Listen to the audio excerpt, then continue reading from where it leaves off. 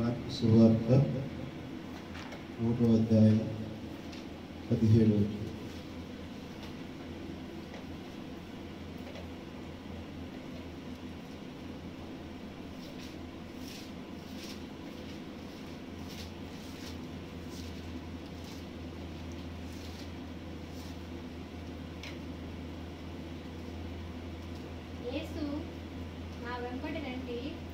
యేసు నా వెంబడి రండి, నేను మిమ్మల్ని మనుషులను పట్టు జాలరులుగా చేసేదనని నేను మనుషుల పట్టు జాలరులుగా చేదునని వారితో చెప్పాను.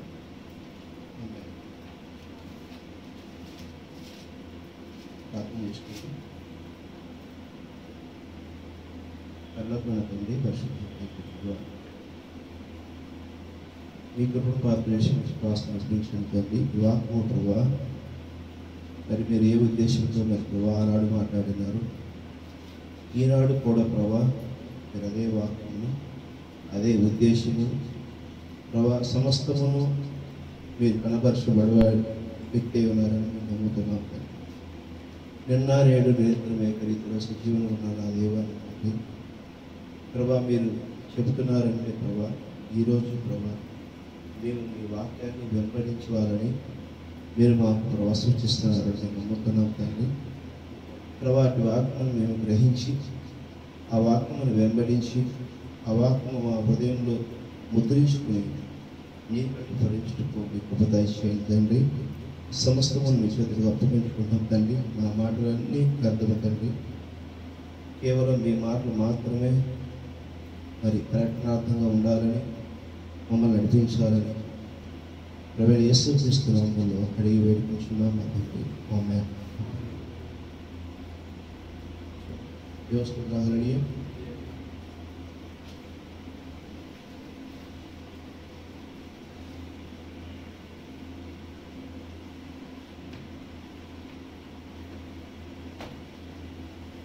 దేవుడు నీతో నాతో మాటను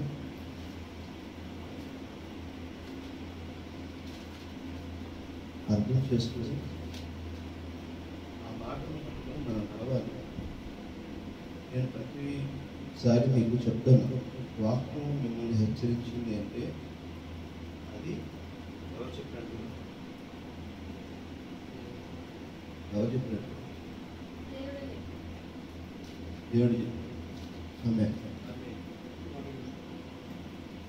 వాక్యము మీతో మాట్లాడుతుంది అంటే అది వేరే ఎవరు కాదు, సుధారుడు.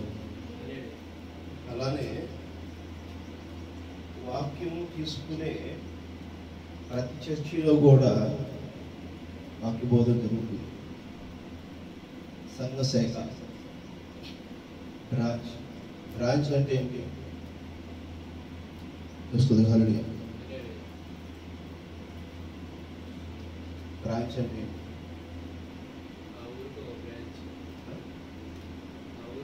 ఆ ఊరికి ఒక బ్రాంచ్. బ్రాంచ్ అంటే ఆ ఊరికి ఒక బ్రాంచ్. బ్రాంచ్ అంటే ఆ ఊరికి ఒక బ్రాంచ్. ఇక్కడ కూడా బ్రాంచ్ వచ్చింది.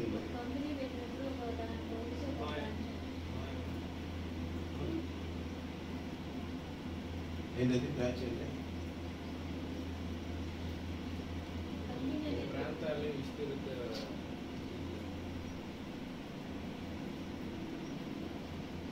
ఉదాహరణ బ్రాంచ్ అంటే ఏంటి?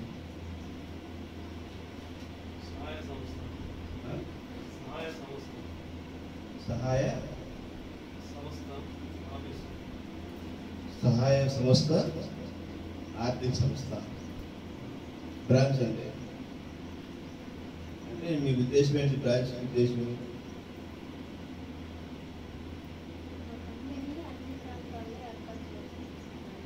బ్రాంచ్ ఉద్దేశం బోర్డు తీసుకెళ్ళి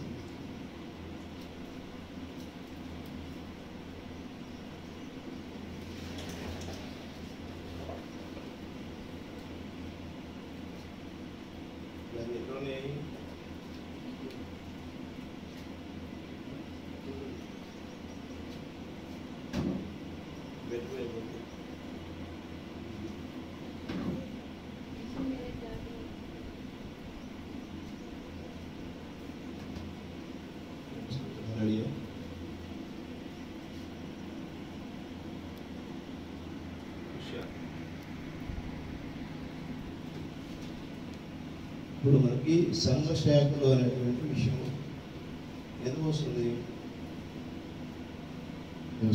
రెడీ ఎందుకు వస్తుంది మాట సంఘ శాఖలు అనమాట? యెషయా గ్రంథము, యెషయా గ్రంథము 7వ అధ్యాయము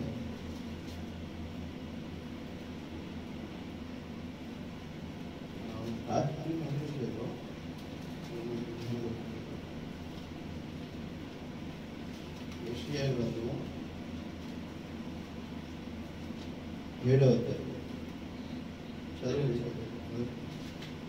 యూదా రాజైన ఉజ్జియు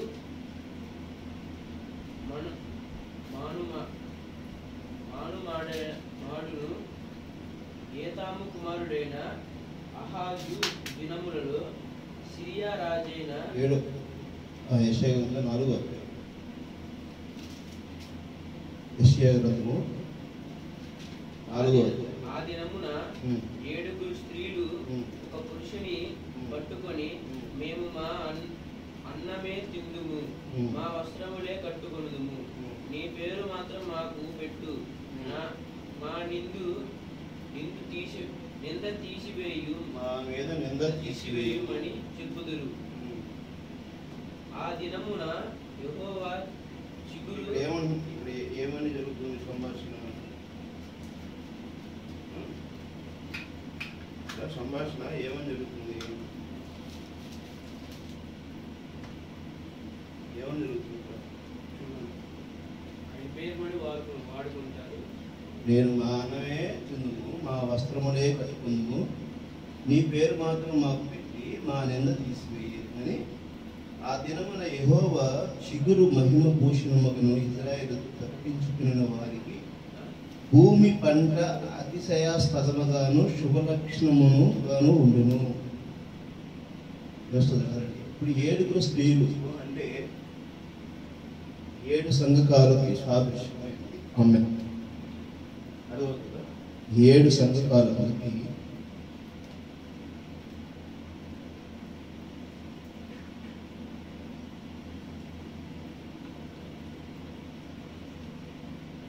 కనబడుతుందా? కనబడుతుందా? 23, 11, 25. ఇప్పుడు ఇది మన బ్రాంచ్గా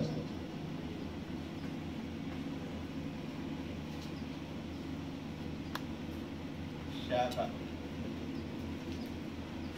శాఖ అంటే ఇది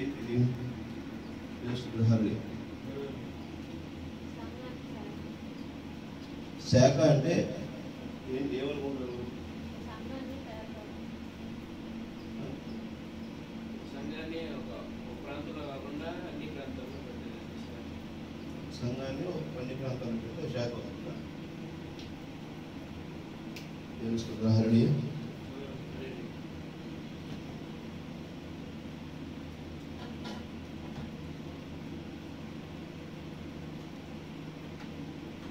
శాఖ అనేది క్లియర్గా అర్థమవుతుందా? చెప్తారా మీరు? దానికి ఏమన్నా డౌట్స్ ఏమన్నా చెప్పలే పరిస్థితి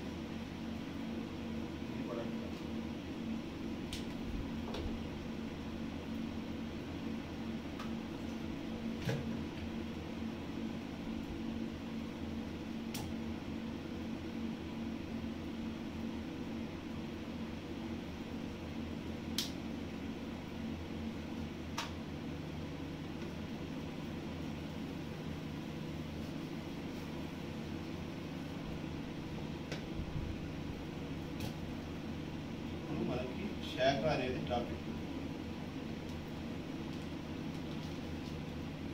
ఇప్పుడు ఒక చెట్టు ఉంది.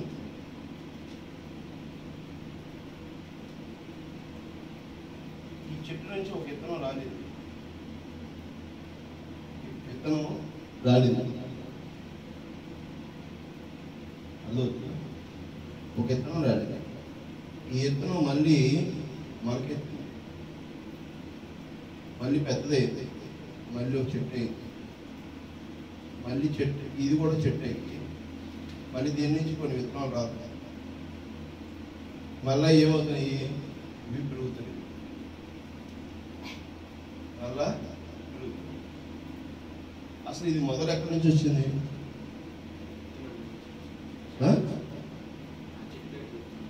దీని నుంచి ఇది మారుతుంది, దీని నుంచి ఇక్కడ మారుతుంది, దీని నుంచి మారుతుంది. అదవుతుందా? శాఖ అంటే ఏంటి?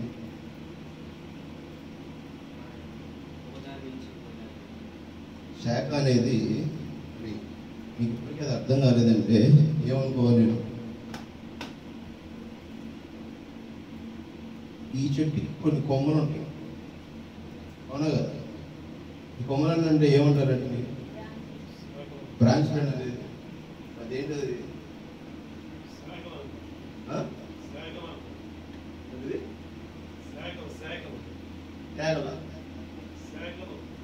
శాఖలు. బ్రాంచ్ అంటే శాఖలు తెలుగు చెబుతుంది. ఇప్పుడు ఈ బ్రాంచెస్ కదా ఎన్ని కొమ్మలు అంటే. శాఖ అంటే ఎన్ని, బ్రాంచ్ అంటే ఏంటి? ప్రవక్త శాఖ అంటున్నాడు.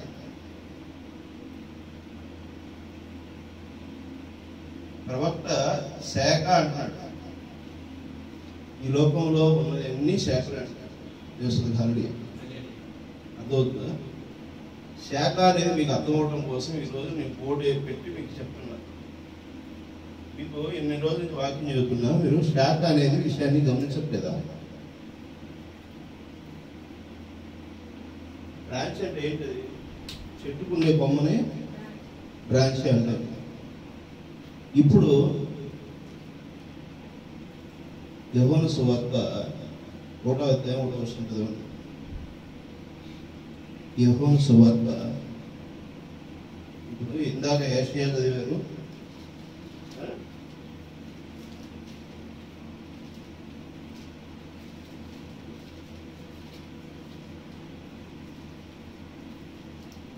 యోహాను సువార్త 1వ అధ్యాయం 1వ వచనం చదవండి.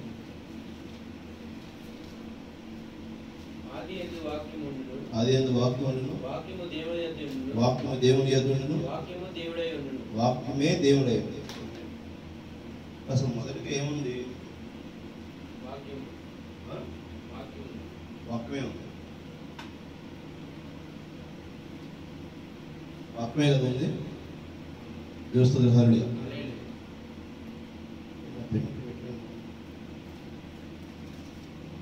ఆది యందు వాక్యం ఉండెను, వాక్యమే దేవుని యందు ఉండెను, వాక్యమే దేవుడై.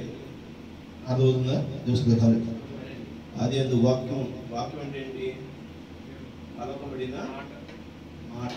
ఆమె మొదటిగా మాట్లాడిందే సృష్టి. ఆ సృష్టిలో నుంచే శాఖలు వచ్చినాయి. సూర్యుడు, చంద్రుడు, భూమి, గ్రహాలు, నక్షత్రాలు, వెలుగు, చీకటి, సముద్రము, నీరు, కొండలు, రప్పలు, రాయిలు, ఇవన్నీ వచ్చింది. అర్థమవుతుందా? దేవస్థానం. ఇది నేనే గొప్ప అంటే దీన్ని తయారు చేసినాడు ఏమవ్వాలి? దేవస్థానం. ఇది నేనే గొప్ప అంటే ఇది ప్రపంచాన్ని ఆగుతుందా లేదు? ఇప్పుడు అవుతుందా? ఈ సెల్ ఫోన్ లేకుండా ప్రపంచంలో ఏదైనా జరిగే పరిస్థితి ఉందా? మన అరిచేతిలో ఫోన్ వచ్చింది. మనకంటే కూడా ఉపయోగం సెల్ ఫోనే ఉంది, అవునగా? మరి దీన్ని తయారు చేసిన వాడిని మర్చిపోతున్నాం. దీన్ని మాత్రమే చూస్తున్నాం మనం. అర్థమవుతుందా? వాడేవాడిని ఫోన్ వాడుతున్నాడు, రకరకాలు వాడతాడు, నువ్వు వాడతావు. ఈ ఫోన్లో మనము స్టోరేజ్ చేసుకునేది, మనం చేసేదాన్ని బట్టి మనం ప్రయోజనం, మనం ఉపయోగించుకునేదాన్ని మనం ఉపయోగించుకుని వృద్ధి చెందితే ఫోన్ లేకపోతే నువ్వు వాడలే అని అంటే ఆ వ్యక్తి ఒప్పుకుంటాడా? ఒప్పుకుంటాడా? చూస్తుంది సారడి. అది వాస్తవేనా? వాస్తవేనా? ఆ ఫోన్ లేకపోతే నువ్వు ఆడ పని చేస్తావా? నీకేం ఉపయోగం? నువ్వు నీకు విలువ లేదు అని అంటే కరెక్ట్ అయినది? వాస్తవేనా? అర్థమవుతుందా? మనిషే దానిని ఏ విధముగా ఉపయోగించుకోగలగాలో ఆ విధంగా ఉపయోగించుకున్నాడు. దాన్ని తయారు చేసిన వాడు ఆ మనిషే. అర్థమవుతుందా? ఇప్పుడు ఆ మనిషి అసలు సృష్టికి మూలధారమైనటువంటి వాక్యాన్ని గుర్తించకుండా, సృష్టికి మూలధారమైనటువంటి వాక్యాన్ని గుర్తించకుండా, దాన్ని మనం చూడకుండా ఆది యందు వాక్యమే దేవుని వద్ద నుండును, ఆ వాక్యమే దేవుడు అయ్యుండును అనేటువంటి దాన్ని మనం గుర్తించకుండా, దాన్ని చేయకుండా మనకందుకు మనమే స్వయం ప్రతిపత్తిన చేస్తే అది చెల్లుబాటు అవుతుందా? తెలుస్తుంది. ఒక మెయిన్ బ్రాంచ్ ఆదేశాలు లేకుండా, ఒక మెయిన్ బ్రాంచ్ సూచనలు గైడెన్స్ లేకుండా ఏదైనా సరే డిపార్ట్మెంట్ నడుస్తుందా? ఒక మంత్రిత్వ శాఖ నుంచి ఆదేశాలు లేకుండా ఆ మంత్రిత్వ శాఖకు సంబంధించినటువంటి పరిపాలన కార్యాలయాలు పనిచేస్తాయా? అధికారులు పనిచేస్తారా? టేబుల్ మీద పేపర్స్ నడుస్తాయా? తెలుస్తుంది. అర్థమవుతుందా? ఒక బ్యాంక్ మెయిన్ బ్రాంచ్ ఉంటుంది. ఆ మెయిన్ బ్రాంచ్ అది కూడా బ్రాంచే, హెడ్ ఆఫీస్ అంటారు. అక్కడి నుంచి అవి శాఖలకు వస్తాయి. చెట్టుకి కొమ్మలు ఉండేదే బ్రాంచెస్. తెలుస్తుంది. ఆ బ్రాంచెసే మేమే మూలాధారం, మేమే ఇది చేస్తానంటే ఎట్లాగా? అదవుతుందా? తెలుస్తుంది. ఇక్కడ ప్రతి ఒక్కటి మనం ఏం చేస్తున్నాం అంటే మనము కనపరుచుకోవడం కోసం ప్రయత్నం చేస్తున్నాం. తెలుస్తుంది. ఆది అందులో ఆదాం కూడా అదే పొరపాటు చేశాడు. ఏ పొరపాటు చేశాడు? ఆది అందు ఆదాం ఏం చేశాడు? ఆదామా నువ్వెక్కడ ఉన్నావు అని అడిగాడు లేదా? తెలుస్తుంది. అడిగాడు కదా. అడిగినప్పుడు ఆయన ఏం చెప్తున్నాడు? నేను ఈ చెట్టు చాటును ఉన్నాను. నువ్వు చెట్టు చాటు ఎందుకున్నావు? ఆ చెట్టు చాటును ఆయన దాంకుని చెప్పక ముందే ఆయన ఒక వెసులుబాటు చూస్తున్నాడు. ఏం చూస్తున్నాడు? దేవుడు మాటకి సమాధానం చెప్పకుండా తాముకోవాలనేటువంటి వెసులుబాటు చూస్తున్నాడు. అవునా కదా? మనం చేసినటువంటి విషయాన్ని మనము తప్పించుకోవడానికి ముందు తప్పించుకునేటువంటి గుణాన్ని మొదటిగా ప్రారంభిస్తుంది ఎవరు చేస్తారు? ఎవరు? శాతం చేస్తారు. ఎవరు చేస్తున్నారు? మనమే చేస్తున్నాం. మనం చేసేదానికి అవకాశం సాతాను ఇస్తున్నాడు. అర్థమవుతుందా? అందువల్ల సాతాను మంచోడు అవుతాడు. మనకి ఉన్నది ఉన్నట్టుగా నన్ను వెంబడించండి అని చెప్పేసరికి దేవుడు చెప్పింది యాస్టీజ్గా మనం నడిస్తే మనం ఏమవుతాము? తెలుస్తుంది. హల్లెలూయా. శాఖం అవుతాం. ఇక్కడ ఆయన చెప్పింది నువ్వు చెప్పినట్టు యాస్టీజ్గా నడిస్తే నువ్వేమవుతావు చెప్పు. ఇక్కడ యేసున్నాడు.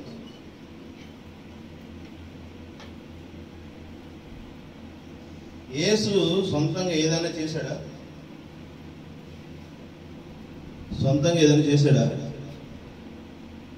నాకు ఆ తండ్రి ఏం చెప్పాడో నేను అదే చేస్తాను.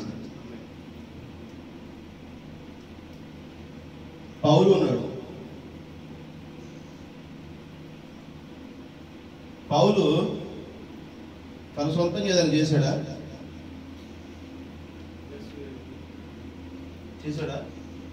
దేవుని హల్లెలూయా. పౌలు సొంతంగా ఏం చేయలేదు.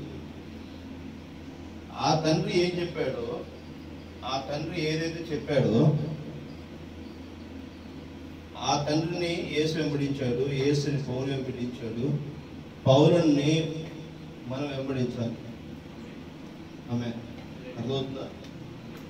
ఇప్పుడు యేసు ఇక్కడ ఏం లేదు, యేసు ఇక్కడ ఏం లేదు. ఈయన డైరెక్ట్గా ఆది యందు వాక్యం ఉండెను, వాక్యమే దేవుని యొద్ద ఉండును, ఆ వాక్యమే దేవుడు అయింది. ఆమె వాక్యం ఉంది, ఆ వాక్యం యేసు దగ్గరకు వచ్చింది. ఆ యేసు ఏమయ్యాడు?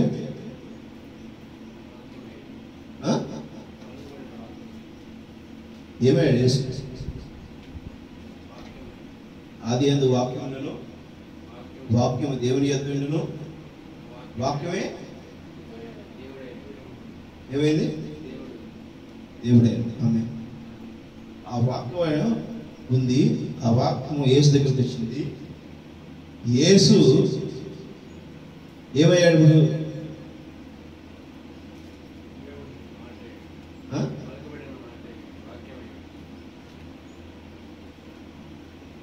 What is confusion? సరే, ఎందుకు కన్ఫ్యూజన్ చేస్తున్నావు? కన్ఫ్యూజన్ అవుతా, కన్ఫ్యూజ్ చేస్తావా? ఆది యందు వాక్యం ఉండును, వాక్యము దేవుని యొద్ద ఉండును, వాక్యం అక్కడ వాక్యం ఏముంది అదే చెప్పు. ఏముంది వాక్యం?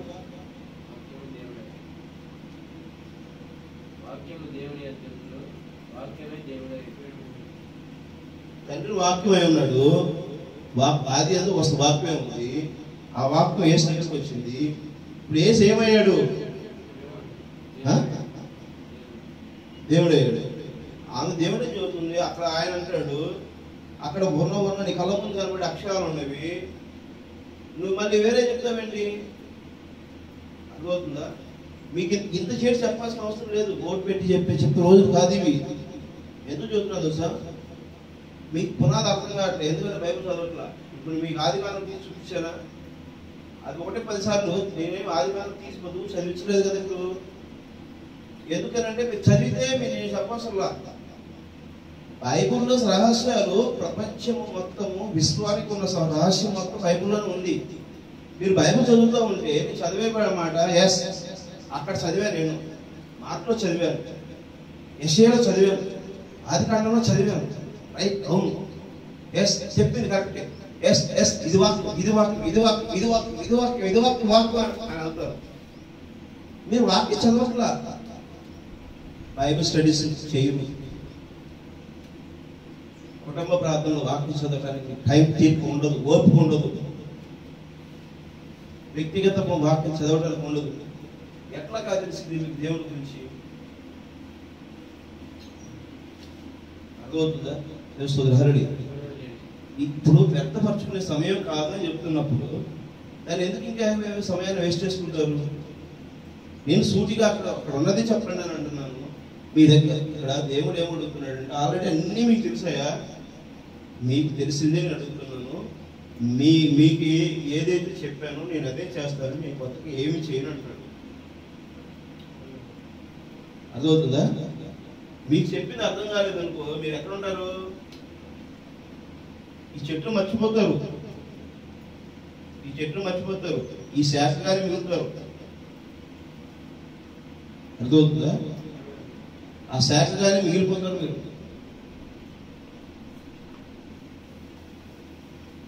ఇప్పుడు శాఖగా మిగిలిపోవడానికి మీరు కోరుకుంటుంది. దేవస్తోత్ర హల్లెలూయా. మలాకి గ్రంథం 4వ అధ్యాయం 5వ వచనం ఏం చెబుతుంది? మలాకి గ్రంథము 4వ అధ్యాయము 5-6 వచనం ఏం చెబుతుంది?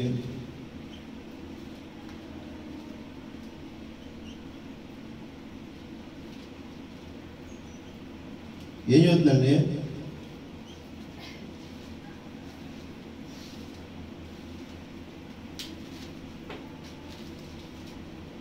డాక్టర్ అది గుర్తులేదా మీకు?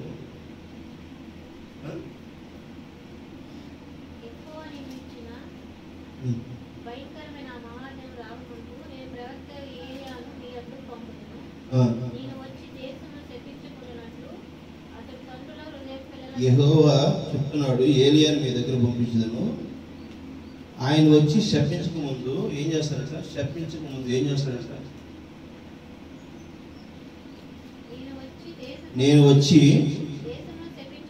దేశమును శపించకుండానట్లు తండ్రుల హృదయములను పిల్లల తట్టున, పిల్లల హృదయాలను తండ్రుల తట్టున.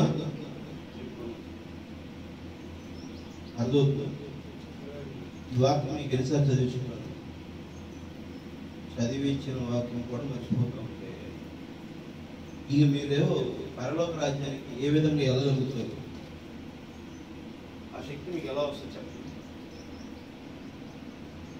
ఇది ప్రవక్త వాగ్దానం. అర్థమవుతుందా? దేవస్తుతుల హరిడి ప్రవక్త వాగ్దానం ఇది. పులిష్గా ఉండకండి. ఏరియా ఆత్మ వచ్చింది. ఏరియా ఆత్మ ఏం చేస్తుంది? ఏరియా ఆత్మ ఏం చేస్తుంది? బాప్టిస్ట్ ఇచ్చిన యెహోవా మీద ఏ ఆత్మ పనిచేసింది? ఏరియా ఆత్మ పనిచేస్తుంది. ఆయన ఎవరికి ఇచ్చాడు బాప్టిషన్? ఎవరికి ఇచ్చాడు బాప్టిషన్? యెహోవాకి మీద ప్రభావం చేసింది ఏరియా ఆత్మ అని చెప్పాను. యెహోవా గారు ఎవరికి బాప్టిషన్ ఇచ్చాడు? ప్రభువైన యేసుక్రీస్తుకి బాప్టిషన్ ఇచ్చాడు. ఆయన ఏమంటున్నాడు? ప్రభువైన యేసుక్రీస్తుకి బాప్టిషన్ ఇచ్చేటప్పుడు, నా వెనక వచ్చేవాడు నాకంటే శక్తివంతుడు, ఆయన చెప్పులు మోయడానికి కూడా నేను సరిపోన్నాడు. ఆమె అర్థమవుతుందా? దోస్తులండి, ఆయన ప్రభు యేసు నన్ను నాకు బాప్తిసం ఇవ్వండి అని యెహోవాను అడుగుతుంటే, యెహోవా ఏమంటున్నాడు? అయ్యా నేను నీకు బాప్తిసం ఇచ్చేదేంటి? వర్క్ని హేళన చేయబాకయ్యా, నువ్వు లోకరక్షకుడివి కదా, నీకు నీ బాప్తిసం ఇచ్చేదేంటి? ఇది యావత్ నీతి నిమిత్తము ఈ విధముగా చేయండి అని చెప్పేసి ఆయన బాప్తిసం తీసుకున్నాం. ఆమె నీటి బాప్తిసం అనేది ప్రవీణ యేసుక్రీస్తు యెహోవా ద్వారా పొందాడు. యేసుక్రీస్తు ఇప్పుడు ప్రవీణ యేసుక్రీస్తు లోకానికి కాపరైతే, రక్షకుడైతే, ఇప్పుడు మనం ఈ ఎక్కడ ఏ నామంలో మనం జీవించవలసి ఉన్నది అనేది ఎటువంటిది ఆ మాట చెప్తున్నాడు. ఆ యెహోవా మీద ఏ ఆత్మ పనిచేసిందో ఆ రక్షకుడు వెనక వచ్చున్నాడు. ముందుగా ఏదే ఆత్మ వచ్చింది? మోషే ఆత్మ వచ్చింది. ఆమె ప్రవీణ యేసుక్రీస్తు అద్భుత క్రియలు చేశాడు. అద్భుత క్రియలు ఎవరు చేశారు? మెరాకిల్స్ చేసింది ఎవరు? నీతిమంతుడు ఎవరు? ఎవరు తెలుసా? బైబిల్లో నీతి శాస్త్రం ఏది?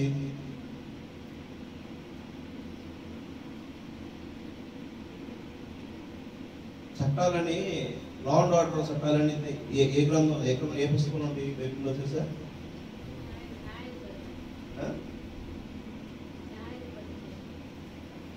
న్యాయాధిపతి పేరే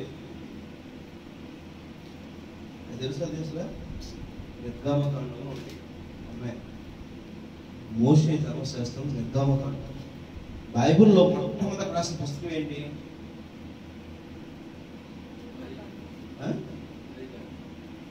ఆదికాండం, నిర్గమకాండం రాసిన మొదటిగా రాసిన పుస్తకం నిర్గమకాండం.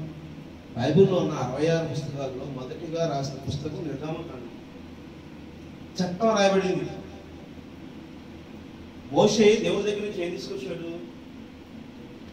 ఏం తెచ్చాడు? చట్టాన్ని తెచ్చాడు. ఎన్ని చట్టాలు తెచ్చాడు?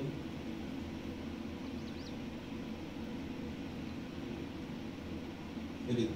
మత్తయి సువార్త 5వ అధ్యాయం 10 చట్టాలు తెచ్చాడు.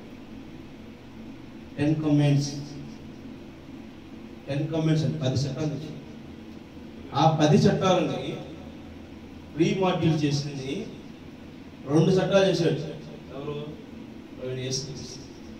ఆ 2 చట్టాల్లోని 10 చట్టాలు వచ్చాయి. ఇందువల్లే నీ పొరుగు వారిని ప్రేమించు మొదటి చట్టం.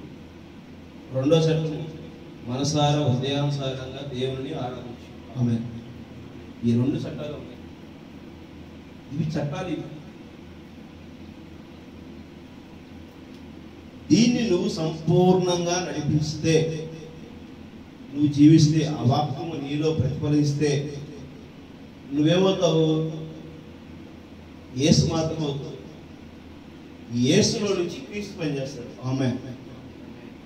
అర్థమవుతుందా? నేను చెప్పేటువంటి విషయం చాలా మీకు సునాయాసంగా చెప్తున్నటువంటి విషయం ఏంటి? మనలో ఏముండాలి? ఇప్పుడు అది అందు వాక్యం ఉండును, వాక్యం దేవుని వద్దకు వచ్చును అంటే వాక్యము మన దగ్గరకు వస్తుంది. ఆ వాక్యమే ఏమవుతుంది? ఏమవుతుంది? దేవస్తుంది సరడి ఏమవుతుంది? వాక్యం ఏమవుతుంది? వాక్యమే దేవుడు. ఇప్పుడు ప్రభువైన యేసుక్రీస్తు దేవుడుగా ఏ విధంగా మారాడో ఆ దేవుడికి భార్యగా మారి వధువు కూడా ఆ దైవత్వాన్ని పొందుకోవాలి. ఆమేన్. ఆ వాక్యమే నీలో నుంచి కనబరచబడాలి. నువ్వు కాదు, నీ ఆలోచనలు కాదు. నువ్వు కాదు, నీ ఆలోచనలు కాదు. ఇప్పుడు కయ్యోను ఏం చేశాడు? కయ్యోను ఏం చేశాడు?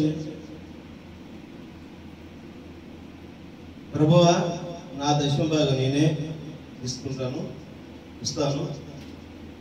నా ఇష్టానుసారంగా నేను బతుకుతాను, నా ఆలోచన ప్రకారం నేను బతుకుతాను, నా పనులు నేను చేసుకుంటాను, నా మీద ఏమి తప్పు, నా ఎజెండా నాకు, నీ ఎజెండా నీకు. నువ్వు నేను నిన్ను నిర్మిస్తే నువ్వు నా దగ్గరకు వచ్చి ఎజెండా చెప్తావేంటి?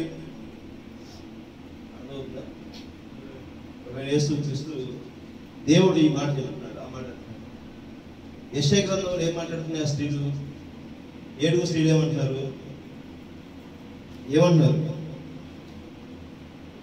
అర్థమవుతుందా? ఏమంటున్నారు? ఈ పేరు వాడుకుంటాం, మా బట్టలు మేమే కట్టుకుంటాం, మా తిండి మేమే తింటాం. ఇప్పుడు సంఘ శాఖలో ఏం జరుగుతుంది? నిజంగా ఇక్కడ యేసు కనబడుతున్నాడు.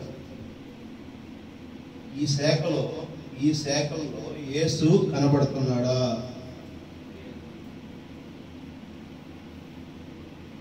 యేసు కనబడుతున్నాడా? ఈరోజు వాక్యం ఏంటి? మార్కు సువార్త 1వ అధ్యాయం 17 వచ్చింది. నేను ఇవన్నీ మీకు వాక్యంతోనే మాట్లాడుకుంటూ వస్తున్నాను కదా, అవునా?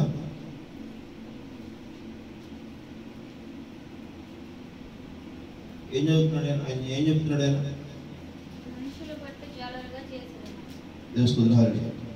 నా వెంబడి రండి, నేను మనుషులను పట్టు జాలర్లుగా చేసేదని వారితో చెప్పాను. ఆయన ఏమంటాడు ఇప్పుడు? నా వెంబడి రండి. మన వెంబడి ఏముంది ఇప్పుడు? మనం ఎవరంటున్నాం? హరి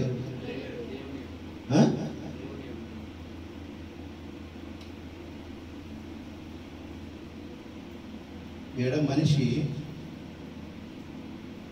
మనిషి వెంబడి ఏముంటుంది?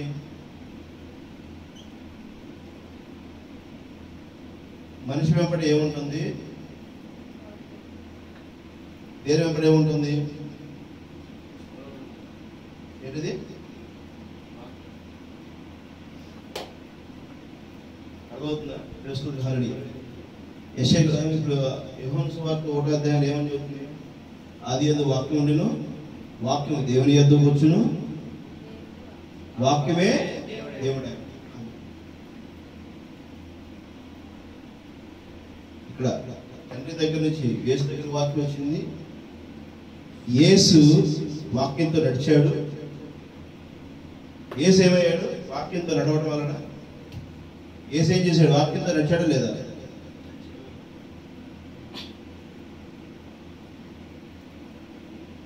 వాక్యంతో నడిచాడా?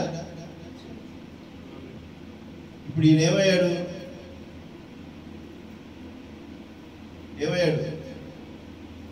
అంటే మీరు చెప్పట్లా, ఈయన మీరు అంగీకరించట్లా. నాకు అర్థమవుతుంది ఏంటంటే యేసు ప్రభువుని మీరు దేవుడు అంగీకరించట్లేదని నాకు అర్థమవుతుంది. అంతేనా? చెప్పలేకపోతున్నాం. యేసు ప్రభువు ఏమయ్యాడనే విషయాన్ని మీరు చెప్పలేకపోతున్నారు, కంటాపదంగా చెప్పలేకపోతున్నారు. అంటే యేసు మీద మీకు నమ్మకం లేదనుకుంటున్నారు.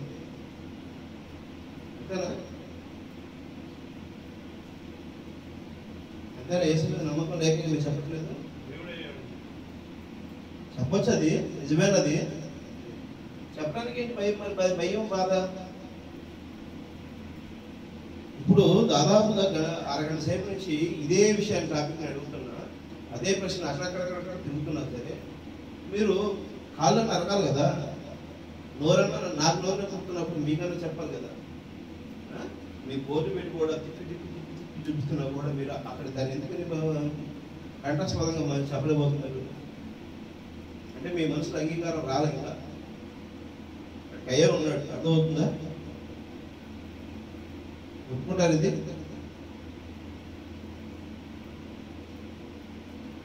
ఒప్పుకోరు. కయ్యను సిలువేవి, కయ్యను తొక్కరు, అంతేనా? అదే నేను అదే చెప్తున్నాను మీకు. వాక్యం చెప్తున్నప్పుడు మీరు వెంబడించకపోతే ఎట్లాగండి ఏం చెప్పిస్తానంటే ఎన్నోసార్లు చెప్పలేదండి. వాక్యాన్ని వెంబడించిన యేసు క్రీస్తు రూపాంతరం చెందాడు. యేసు క్రీస్తు రూపాంతరం చెందాడు, ఆయన దేవుడే. ఇప్పుడు నీలో వాక్యం ఉంటే నువ్వేమవుతావు? నీలో వాక్యం ఉంటే నువ్వు దేవుడు అవుతావు. ఆమేన్. ఆ వాక్యం నీలో ఉండటం కోసం నీ దగ్గరకు వాక్యం నీ దగ్గరకు వస్తున్నప్పుడు ఆ వాక్య ప్రకారంగా నీ నడక ఉందా? వాక్యం అంటే వాక్యం ఏం చేస్తుంది? హెచ్చరిస్తే ఏంటి? వాక్యం హెచ్చరిస్తుంది అంటే ఎవరు హెచ్చరిస్తున్నట్టు? దేవుడు హెచ్చరిస్తున్నట్టు అనేది మనం ముందుగా మాట్లాడుకుంటున్నమాట. ఈరోజు మన టాపిక్ ఏంటి?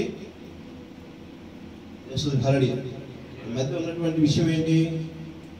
వాక్యము మనల్ని హెచ్చరిస్తుందంటే, హెచ్చరిస్తే అది ఏంటిది?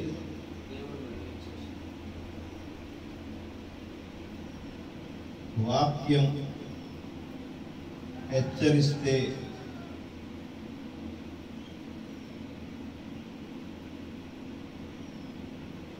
అది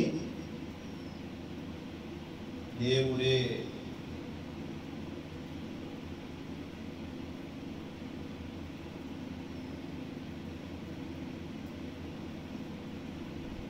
ఈరోజు నువ్వు సంఘ శాఖ కాదు. అర్థమవుతుందా? శాఖ ఎక్కడి నుంచి మొదలవుతుంది? ఈ భూమి మీద మొదలవుతుంది. దేవస్తుతి హల్లెలూయా. ఆదాము అవ్వ ఏం చేసింది? మార్క్స్ వార్త 1వ అధ్యాయం 25-26 వచనాలు చదవండి.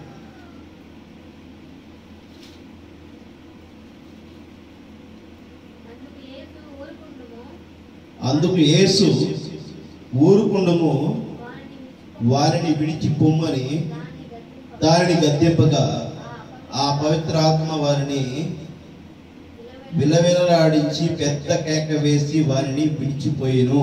ఆమేన్. ఒక పెద్ద కేక వేసి వారిని విడిచి వెళ్ళిపోయింది. అంటే అక్కడ వాళ్ళు ఏముంది? ఇప్పుడు ఒక మనిషి ఉన్నాడు, ఆ మనిషిలో ఏముంది? ఏముందండి ఆ మనిషిలో?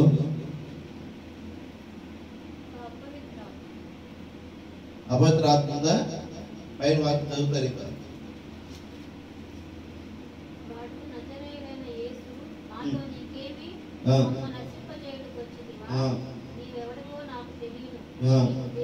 నీ దేవుని పరిశుద్ధుడు అని కేకలు వేసేను.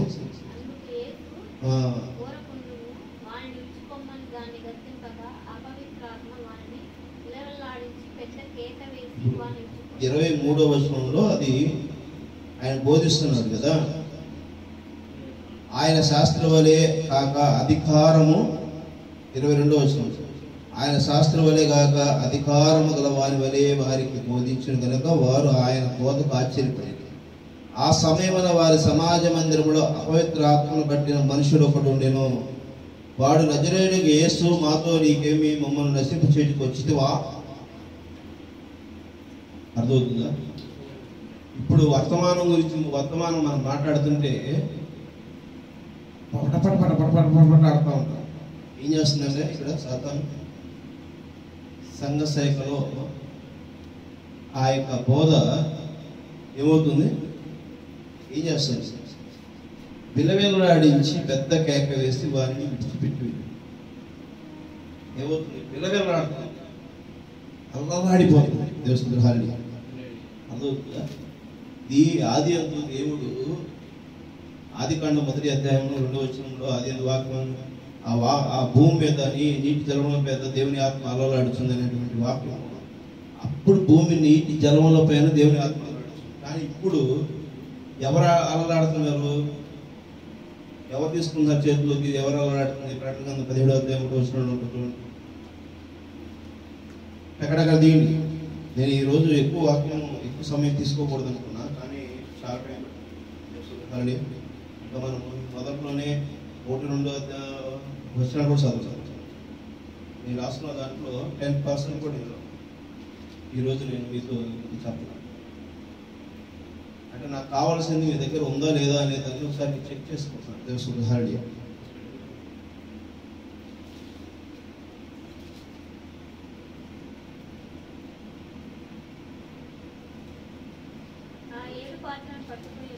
ఆ 7 పాత్రలు పట్టుకుని ఉన్న 7 దేవదూతలను ఒకడు వచ్చి నాతో మాట్లాడము, ఇలా చెప్పు, నీవు ఇక్కడికి రమ్మను, విస్తార జలముల మీద కూర్చున్న ఆ మహావేశకు చేయబడి తీర్పు కనబడిచింది. ఇప్పుడు జలముల మీద ఏం కూర్చుని ఉంది? మహావేశ కూర్చుని. మహావేశ అంటే ఏంటి? హల్లెలూయా. అపవాది కదా. ఇప్పుడు ఆ అపవాదే మనలో ఒక ఇరిటేషన్ తీసుకొస్తున్నాడు. పద ఆదాం ఎస్కేప్ ఎక్కడికి వెళ్ళిపోయాడు? చెట్టు చాటుకి వెళ్ళిపోయాడు. హల్లెలూయా. దేవుడు తిరుగుతున్నాడు, అటు ఇటు తిరుగుతున్నాడు. ఆదాం ఎక్కడున్నావు? ఇప్పుడు ఎస్కేప్ అయ్యాడు, తప్పించుకున్నాడు. దేవుని హల్లెలూయా. ఇప్పుడు ఎస్కేప్ అవటం వలన మనం తప్పుకొని ముందుకు వెళ్తుంటే దేవుని హల్లెలూయా, ప్రతిదాన్ని మనం కూడా ఏం చేస్తున్నాము? తప్పుకొని బ్యాకప్ అవుతాం. దేవుని హల్లెలూయా. ఆ బ్యాకప్ అవుతున్నప్పుడు మనకి దేవుడు ఏమిస్తున్నాడు? మన తిరిగి రావడానికి ఏమిస్తాడు? దేవుని హల్లెలూయా. మనం మరలా రావడానికి ఏమిస్తాడు? అనుమతిస్తున్నాడు.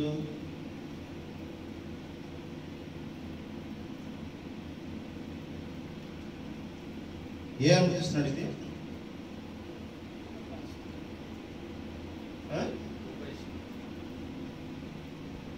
యేసు అంటేనే ఏంటి? సిలువుకు అప్పగింపబడటం అంటేనే ఏంటి? సిలువుకి మరో పేరేంటి? ఇక్కడ సిలువుకి మరో పేరేంటి? కృప. కేవలం కృపే. దేవుడి కృపే. దేవుని హల్లెలూయా. ఆయనని మనల్ని క్షమించడమే. ఆయన మనం క్షమించాలనేటువంటి ఒక చిన్న కృప వలనే మనం ఏమవుతున్నాము? రక్షణ పొందుతున్నాం. ఆమె ఇప్పుడు శాఖ ఏంటి గమనించాం. అసలు మూలమేముంది? ఆ ఫలపడిన మూల విత్తనము ఏదైతే ఉందో వాక్యంలో అది శాఖలోకి వస్తే ఏమవుతుంది? ఆ శాఖ నుంచి మనము పునరుద్ధానం కాబడాలంటే కృపే. హల్లెలూయా. మనం తప్పించిపోతున్నాం. మనం ఈరోజు ఎస్కేప్ లో ఉంటున్నాం. ప్రతిదాన్ని మనం సైడ్ అని చెప్పేసి వెళ్తున్నాం. అందువల్ల మాట్లాడుతున్న వాక్యమును మనం వెంబడించలేకపోతున్నాం. ఇప్పుడు వెంబడించాలా లేదా? మీ ముందున్న ప్రశ్న. ఆమె నీ దగ్గర ఒక వాక్యం మాట్లాడుతుంది అంటే దాన్ని నువ్వు వెంబడించాలా లేదా? ఈ రోజు నువ్వు ఇది చెయ్యాలంటే అది చెయ్యాలి. ఇక మిగిలింది నీకు కాదు కదా. అది నువ్వు తీర్మానం చేసుకున్నావా లేదా? దేవుని హల్లెలూయా. కృప ఎప్పుడు ఉంది? కృప నీతో పాటు ఎప్పటి నుంచి నిన్ను వెంబడిస్తుంది? ఆ కృప నిన్ను సరైన దారిలో నడిపిస్తుందా లేదా అనేటువంటిది సాయంత్రం కూడికలో మనం మాట్లాడుతున్నాం. ఈరోజు మీకు ఒక చిన్న ఇంట్రో మాత్రమే ఇప్పుడు నేను ఇచ్చాను. ఇది చాలా చిన్న సమయం అతీతమవుతుంది. మిమ్మల్ని మీరు పరీక్షించుకోవడం కోసం ధ్యానించండి. శాఖ ఈ మనము వాక్యంలో ఏంటి అది అనేది ఒకసారి మీరు సరి చేసుకోండి. దేవసుధారుడి సాయంత్రము 7 గంటలకు కూడికి ప్రారంభిద్దాం. 7 గంటలకు కూడికి ప్రారంభించే ముందుగా మరి మీరు భోజనం చేసుకొని వచ్చి ప్రార్థన చేసుకుంటూ వాక్యంలో మీరు సరి చేసుకునే వారిగా ప్రయత్నం చేయండి. కృపావర్తమానం ఒకసారి చదవగలిగితే చదవండి. దేవుని చేతమైతే దేవుడు మీతో మాట్లాడడానికి అవకాశం ఉంటుంది. అర్థమవుతుందా? దేవస్తుద్రాలు మరి సాయంత్రము కృప ఎక్కడ ఎందుకు వచ్చింది, ఎట్లా వస్తుంది, ఏంటి అనేది మనం ఆ కృపను వెంబడించే వారిగా ఉండటం కోసం మనం ఏ విధంగా ఉండాలో అనేది ఒకసారి మనం అర్థం చేసుకుంటాం. వెంబడించారు వారికి అర్థమవుతుందా? దేవస్తుద్రాలు ప్రార్థన చేసుకుంటాం.